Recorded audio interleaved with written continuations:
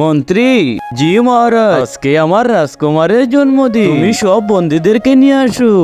মহারাজ, এই যে সকল বন্দী, আজকে আমার রাজকুমারের জন্মদিন, আর সেই খুশিতে তোমাদের সবাইকে মুক্তি দিতে চাই। আজ 50 বছর পরে মুক্তি পাবো। এই যে তুমি এদিকে আসো। আমি ঠিক আছে, আসছি।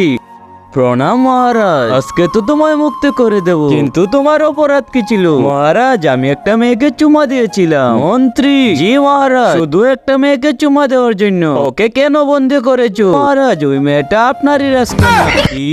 জলদি সরাও এটাকে। চল বাঘ, এবার তুমি। আমি, হ্যাঁ, এখানে আসো।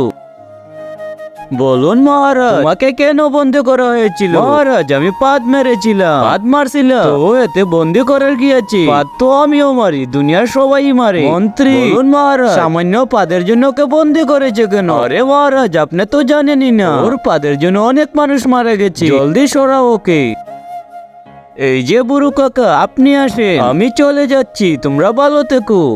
প্রণাম মহারাজ। আরে, আপনি কি অপরাধের জন্য বন্দী হয়েছিলেন? তার আগে যারা চ্যানেলকে সাবস্ক্রাইব করে দিবে, তাদের মা বাবা যেন অনেকদিন বেঁচে থাকে, আর যারা ভিডিওটিতে লাইক কমেন্ট করে দিবে, তাদের মনে আসা যেন পূরণ হয়ে যায়। কমেন্টে বলে যাও আই লাভ ইউ মা বাবা।